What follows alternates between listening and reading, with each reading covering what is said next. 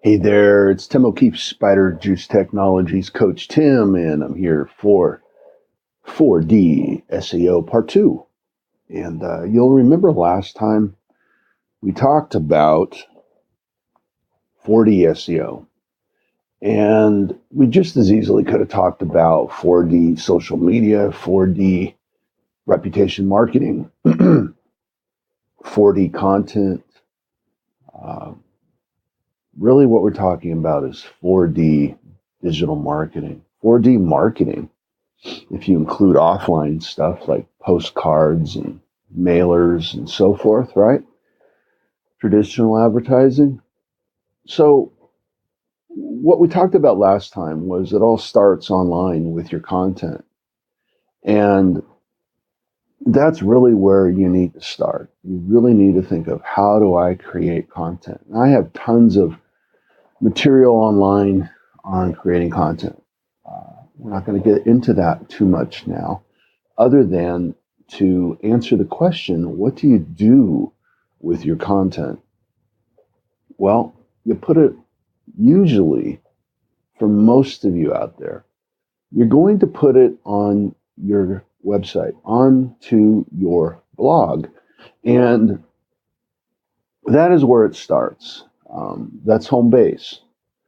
And then, as we talked about last time, you can throw one stone to kill three birds: SEO, social media, and reputation. We syndicate our blog or our website to social media, to Facebook. And therefore, you're doing your social media. You're posting to social media when you blog or when you do content on your website. Pretty cool. And you get a link back. That's pretty cool. So that is a beginning, right? If we can get ourselves hooked up to 20, 30, 40 places on the web, that's social media as well as Web 2.0 and mixtures of therein, then we are doing all of the above. We're multiplying our efforts. And that's really one of the things, a side benefit of you listening today, is you need to think of the web always as how can you multiply your efforts. And I'm big on that. And automation is a big part of that for me. And so syndication essentially multiplies my efforts. I'm doing lots of things at once. And why have I chose to do it from my blog or from my website? Because that's the most important piece of the whole marketing mix that you and I are involved in. Even if you're not involved in all these different platforms, you should be, but you can't because there's not enough of you. There's not enough budget. There's not enough of you. Well, syndicate. That'll fix it. How do you quickly syndicate? I years ago I fell onto this concept and didn't realize until just the last couple of years how this concept really mixes in beautifully for SEO because of the whole branding initiative that Google has put itself under. Um, but originally, I just thought, wow, this is a great opportunity to get links, and I used a site called Ping.fm. No, Ping. I think it was Ping.fm. They since have been purchased a few years back. I don't know when, from Hootsuite. And so you have, if you want to syndicate, it's not going to be massive, but if you want to syndicate, you can do it through Hootsuite, and essentially where you post once. Buffer is another one that will allow you to syndicate somewhat. Gosh, what's the other one? Delivr, Delivr, will allow you to syndicate. Personally, I use a mixture of IFTTT and licensed software that I use. Uh, Sometimes we get stuck. There's not a blog, so we have to create an RSS feed, which it means we need to use other additional software. Um, so, uh, but those things can get you started. You want to create a consistent web of syndicated to sites that show your NAP, name, address, and phone number, and URL consistently across the web. Another thing that we embrace is using uh, hubs. So, in other words, we want to be able to create relationships across the web of very authoritative sites. Google loves who they love, correct? And so we want to make sure that we are using sites that Google likes, that has a high authority. How do we know that? Well, hey, you don't need to be a genius to know that Google likes big sites. They're going to love Facebook. But if you look at this, what we like to look at often in the industry, if you have gone this far, is we like to look at Moz, and they have a DA and a PA, domain authority and page authority, that we tend to use as a measure of importance. Is it gospel? No, not by any means. They for a while have been relaxed on spidering sites and staying up to date with their indexing, which means that it's behind, right? So it is what it is. It's a relatively free tool. If you remember the old green bar for PageRank, essentially that's what it's trying to do. Measure in their own way what authority is and what it's not. So obviously Google would have a domain authority of 100. Facebook, I think, is 98 or 97. So you want to be on these types of sites because Google trusts them. And it's inside of their patents that the closer you are from an authority site, the more trusted you can be. So if Facebook links directly to you, that's pretty cool.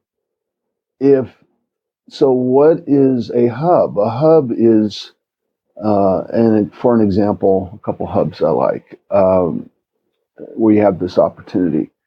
The About, right? YouTube is owned by Google, so it has a high authority. The About page on your YouTube is an opportunity to link to all of your platforms, to your Facebook, to your web page. So you're creating links, a hub, a web of sites that are all you. You might have heard me say when I talk about content, everywhere you go, there you are. This is part of that ubiquity. You everywhere. Not just socially, but link-wise, semantically. Some in the know call this a semantic hub. So what you're doing is you're creating a relationship of all your footprints, such that they're very closely linked to your main brand. within the mix of links is your main brand. So that, as it says in those patents that Google has published, they say you want to only be a hop away or a link click away. So the closer you are to an authority, the better. And the closer you are to a lot of authorities, the better. The more related you are to authorities, more similar, the better. Right? The more trust. The more trust, the better your ranks. Quite simple. So that's what we like to do. So that's kind of an outline, a Cliff's Notes of 4D digital marketing on maybe the second or third level. Now we're going to go to the next level, and we're going to talk about the idea that you can exponentially expand your touches, your exposure to your market. How do you do that? You do that through advertising. Advertising through use of the pixel, through use of other platforms to get out to your marketplace. So what am I talking about?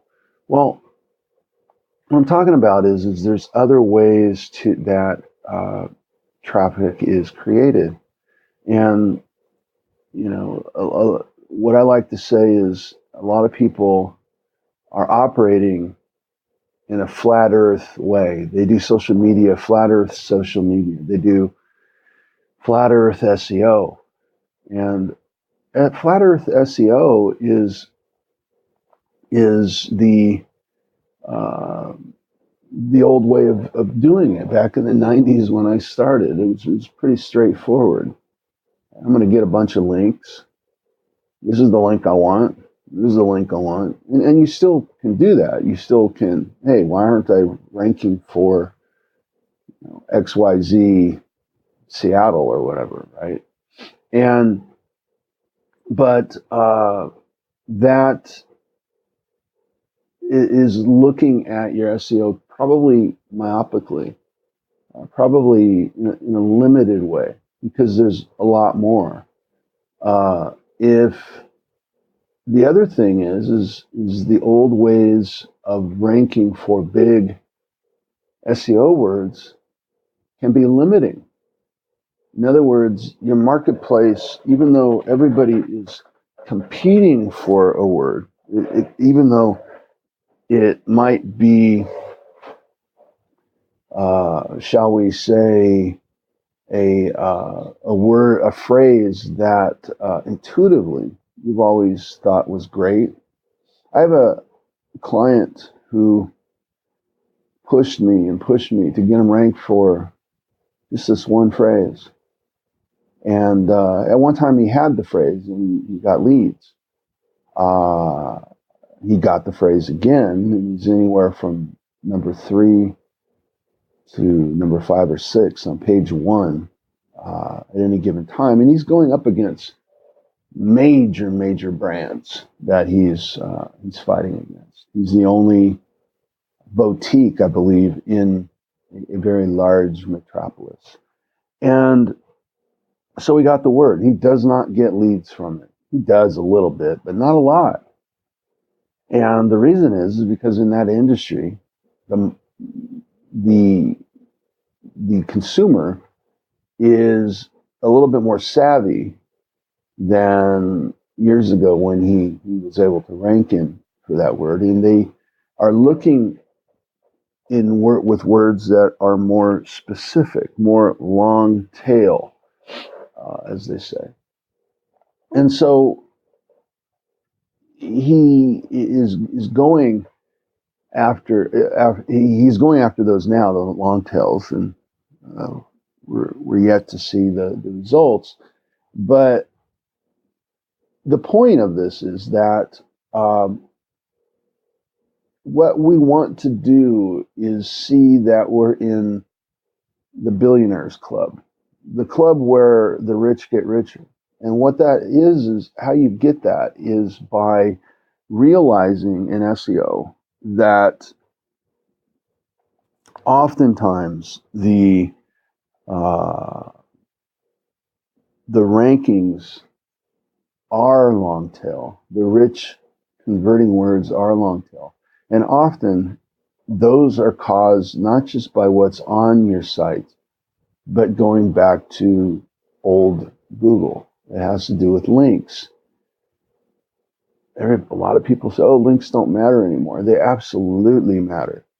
And part of links is more so than ever.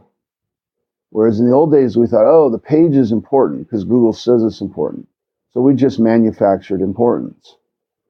Today, we're not manufacturing importance. We're leveraging importance. I just said there's a number of authoritative sites out there. So we leverage that importance. And so if I have a very relative page, or a page linking to a page that links to my page, or a page linking to a page that links to a page that links to my page, I have relative links that on those pages in that chain are my keywords, synonyms. So that if I want to rank for keyword phrase, I'm going to get all the derivatives of keyword page, or keyword phrase, I should say. I'll get all those derivatives along with it. And that's where the rich get richer. So a lot of people are just, oh, I got to focus on my page, on my site. True. But a lot of the meaning of your page is going to come from other pages out on the web. Okay? Now, I'm going to close this by saying that, and I'm getting back to advertising that I was talking about. Retargeting. There's a lot you can do with retargeting. If 100 people come to your site and 99 leave and one converts, then are you telling me that 99 aren't interested? They got there by mistake? No, of course not. Just, we're all ADD, right? Whatever on your site didn't connect at that time, or the baby needed changing, or whatever, right? So what you need to do is follow up with them. And for years, the idea of the email opt-in was part of that. And it's still part of it. You still should have an ethical bribe that you're offering somebody something to give up their email. You just should. You need to offer them something. They're interested in something about what it is that you do. And I could tell you, I have a list. I started my business in the late 90s, and I have a list that goes back that far on an email. And I still get calls from that list. I still do business from that list, from people that I've not talked to since, the early 2000s. So it's important to maintain that. Now, you can go 4D with that list, right? So flat earth is, I have a list and I'm going to mail the people. I have a list, I'm going to mail the people. Going into 4D would be, I have a list, I'm going to mail the people, and that list matches the message that I have on my blog, right? That newsletter matches the message I have on my blog. So think of yourself as a content manufacturing company. You're not in the business that you say that you are in. If you're a realtor, you're not a realtor. If you're a doctor, you're not a doctor. You're a content manufacturer about doctoring, whatever it is that you doctor, whatever it is that you sell or service. And that brings you the business that allows you to doctor. But you need to look at it first as, what is your job online? It's content. So if my content as a flat earther, my content is just go out through email, then I'm missing out on the blog. Why I'm going to go on my blog now and go create, different content, and then I'm going to go on Facebook and create different content, and I'm going to go on Twitter and create different content. None of it really matching up with the message, right? So 4D would be to get all this to fit. Oftentimes to fit with an offer. Oftentimes to fit with a service that you're wanting to push that particular week or day or month or whatever. Maybe over several emails. So what we're doing is when we get away from flat Earth to 4D, we're wanting to coincide with the marketing mix. This is, going back to school. There's what's the marketing mix? Okay, well, let's make it so that our content is going through the mix, going through the machine that is our assets that we have to get our message out there, right? So what you want to do is look at these assets that you have that you're not maximizing, you're not leveraging. And again, to remind you, we can do all of that. We can do the emailing, we can write the copy, we can create the content. We can create the content in conjunction with you creating the content. We do it in many ways because a lot of clients have different needs, have different wants as far as what they're willing to effort at. And that's why we're here. So with the email, one other thing, you can do in getting away from flat Earth and going towards 4D is taking your email list and putting it into a retargeting with Facebook and with Google retargeting ads. And so now you're mentioning your content, right? So even if they didn't go to the blog that you wrote, right? This is what I do mostly is oftentimes I'll write a post that I write a post and then I email my list about it to get people to go see the post. Well, sometimes people don't open the email. Sometimes they do open the email, but they don't go to the post, right? Because you'll have that in your email. You should be able to see how many people opened or didn't open, how many people clicked, and you could do things to each one of those, right? One of the things that I'll do when I send out and people don't open, I'll send the email again to increase my open rate, right? So you want to maximize everything that you do. So I email twice. If I email today, tomorrow, I'm emailing the non-opens. It's just what I do. And then the next day I'll do a new email. You don't have to do it that way. I have found that it increases the readership quite a bit for me. So then you can retarget, right? And the other thing you could do with your list once you have a big enough list and it's rich, you can create a like audience. So, and the cool thing about using your list in Google Ads or in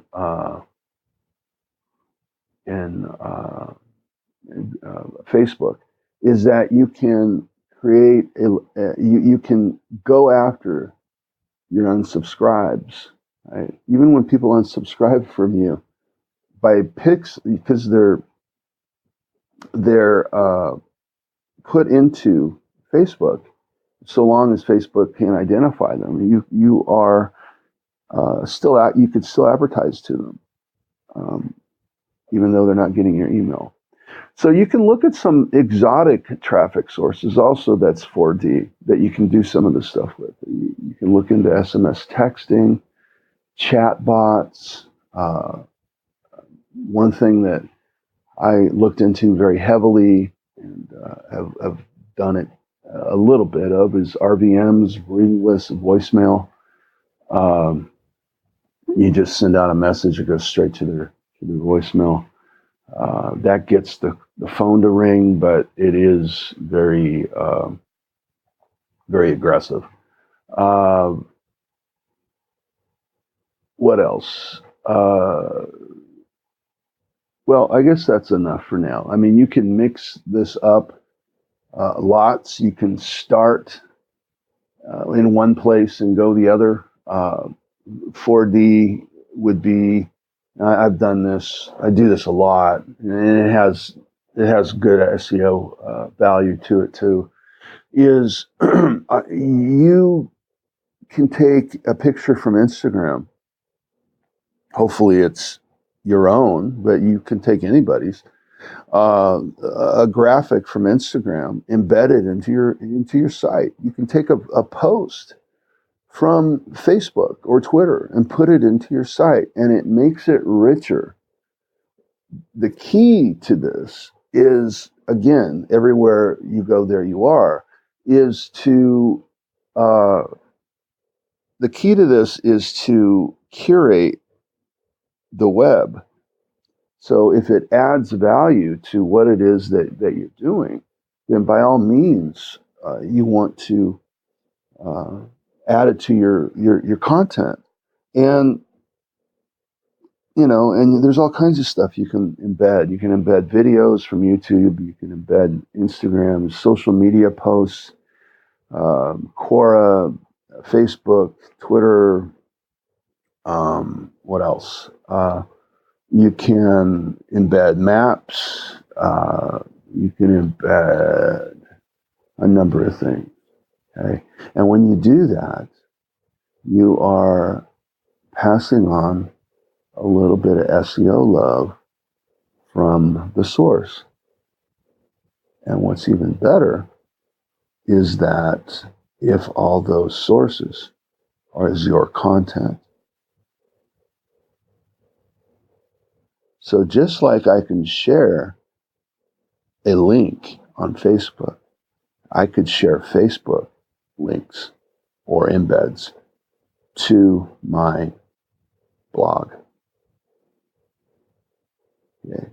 Now that's going deep into 4D. Okay. And it is curating your own curations. Everywhere you go, there you are. So one of the problems we all have with websites is bounce rate. People come and then they go. Those 100 people come and those 99 go, or whatever it is, right? So we want to get them to stay. We want to get them to stay. And so how we do that is by adding rich media. And if they do leave, they're invited to leave through our gateway, which is if they click on the Quora or the Facebook or the video, and they click away from the site, they're going to our stuff. If they click to the Instagram, they're going to our stuff. And so this is how we can kind of lock people down into our world. It's like everywhere you go, there you are. And that's really what you want to do in today's web. That's really 4D. Okay, so hopefully this opened your eyes. Hopefully this illuminated some things for you so that you can do better at getting number one in your market. Hey, this is Coach Tim. I appreciate your time. And as always, if you have any questions, let me know. I'd be glad to help you out. We teach this stuff to companies to be able to do their own SEO. We also provide these services for companies all over the country. And I've been doing it since, as I said earlier, since the 90s. So give us a holler. This is Coach Tim out.